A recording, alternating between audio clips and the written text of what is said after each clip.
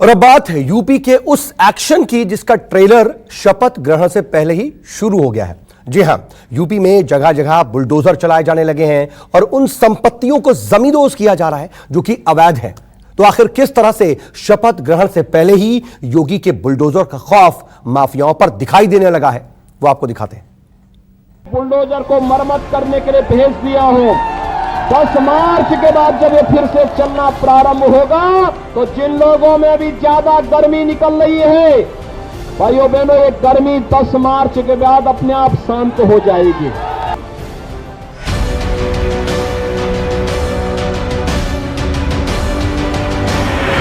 Action में योगी का bulldozer, अवैध निर्माण को किया खंडहर।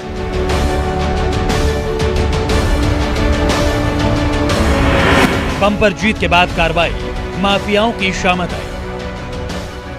जैसे ही उत्तर प्रदेश के चुनावी नतीजे सामने आए, उसी के फौरन बाद बुलडोजर की गर्जना सुनाई देने लगी। मेरठ हो या कानपुर या फिर आगरा, जहां जहां अवैध संपत्ति थी, वहां वहां बुलडोजर एक्शन में दिखा। ढूंढ ढूंढ करके माफियाओं को ढूंढो और निसंकोच एक हाथ पर विकास की छड़ी और दूसरे हाथ पर बुलडोजर का स्टीयरिंग लेकर के पूरे प्रदेश के अंदर घूम पड़ो।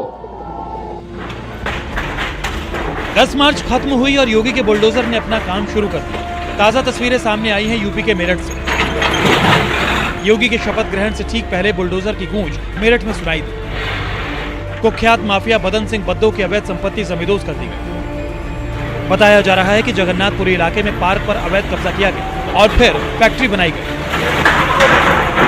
प्रशासन को शिकायत मिली तो योगी 2.0 के हरकत में आते ही बुलडोजर निकाला और फिर करोड़ों की जमीन पर बने अवैध कब्जे को खंडहर में बदल दिया।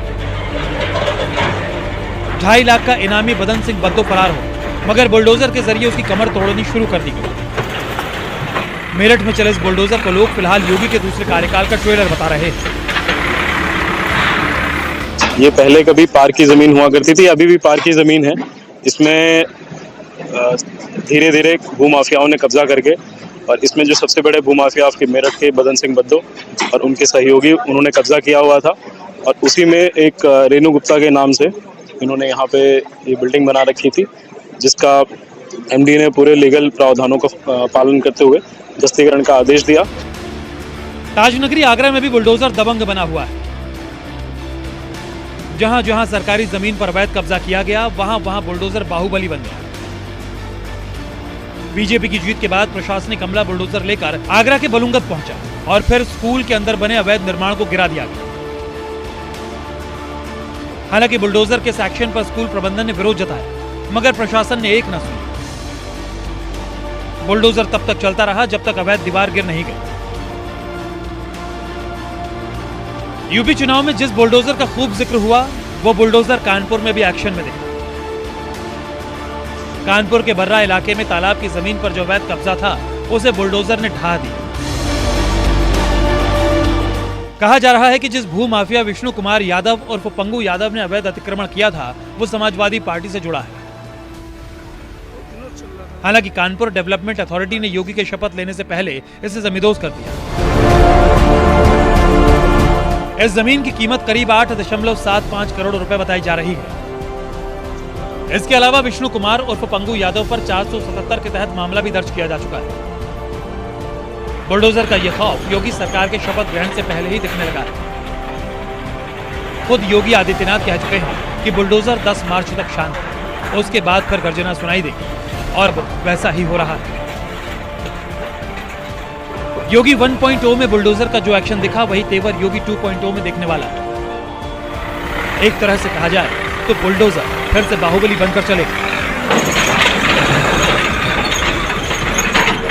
Bureau report, news 24।